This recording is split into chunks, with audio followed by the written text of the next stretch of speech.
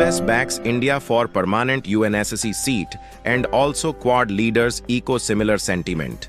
इस वीडियो में हम आपको यूएनएससी का मेंबर बनने और भारत को वीटो पावर मिलने से जुड़ी पूरी खबर आसान शब्दों में समझाएंगे और इस वीडियो में यह भी समझने का प्रयास करेंगे कि जो अमेरिका अभी तक खुद नहीं चाहता था कि भारत को यूनाइटेड नेशन का मेंबर बनाया जाए और वीटो पावर दी जाए, उस अमेरिका ने आखिरकार अपना फैसला क्यों बदल लिया। मैनली जिस मीटिंग के लिए यानी कि क्वाड समिट में शामिल होने के लिए पीएम मोदी जी अमेरिका गए थे, इस समिट में होने वाली मीटिंग पूरी तरीके से कंप्लीट हो चुकी है। फिलहाल इसी बीच मीटिंग के दौरान कुछ ऐसी घटनाएं घटित हुई जिसने दुनिया भर के देशों का ध्यान अपनी तरफ तो खींच ही लिया है और कई देशों के बीच भारत के लिए वीटो पावर मिलने एंड यूएन में शामिल होने को लेकर बहस भी छिड़ गई है,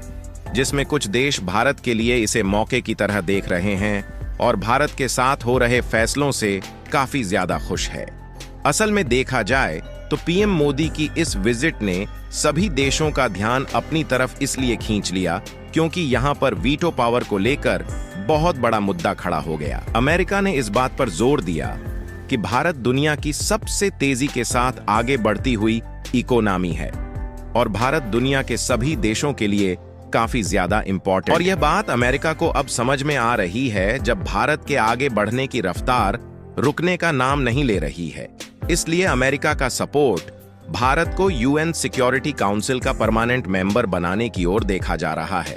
और जब अमेरिका ने भारत के हित में ऐसी बात क्वाड समिट में सामने रखी तो यह बात दुनिया भर में फैलना शुरू हो गई कि अमेरिका भारत को यूनाइटेड का परमानेंट मेंबर बना रहा है ताकि भारत को भी वीटो पावर दी जा सके,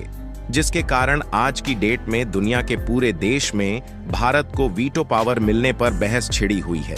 और भारत को वीटो पावर मिलनी चाहिए या फिर नहीं, इसके लिए दुनिया के सभी देश दो गुटों में बंट चुके हैं। लेकिन यहां पर अमेरिका ने तो भारत को यूनाइटेड नेशन की परमानेंट सीट दिलाने पर फैसला लिया, लेकिन यूएस द्वारा कंट्रोल यूएन के परमानेंट सदस्यों को भी लेकर इसी बात की गहमा गहमी है कि भारत को वीटो पावर देना सही है या फिर नहीं, क्योंकि यूनाइटेड नेशन के 5 परमानेंट मेंबर में से रूस और जापान का सपोर्ट था कि भारत को परमानेंट सीट मिल जाए और बाकी के चीन और फ्रांस बीच में टांगें खींचने की कोशिश कर रहे थे कि भारत को परमानेंट सीट न मिले।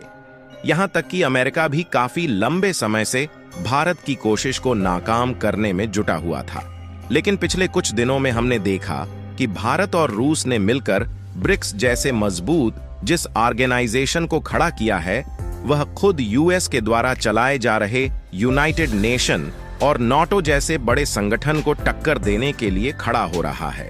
और कई देश नाटो छोड़कर भारत और रूस के ब्रिक्स ऑर्गेनाइजेशन में शामिल हो रहे हैं। फिलहाल आपको क्या लगता है कि अमेरिका के इस तरह सपोर्ट के बाद अब भारत को वीटो पावर मिल पाएगी या नहीं? अपनी राय कमेंट में जरूर बताएं और इस वीडियो को एक लाइक करके अपने मित्रों तक शेयर जरूर करें ताकि उन्हें भी जानकारी मिल सके। इसी तरह और भी नॉलेजेबल वीडियो देखने के लिए चैनल को सब्सक्राइब करके बेल आइकन को ऑल पर जरूर सेलेक्ट करें। जय श्री राम।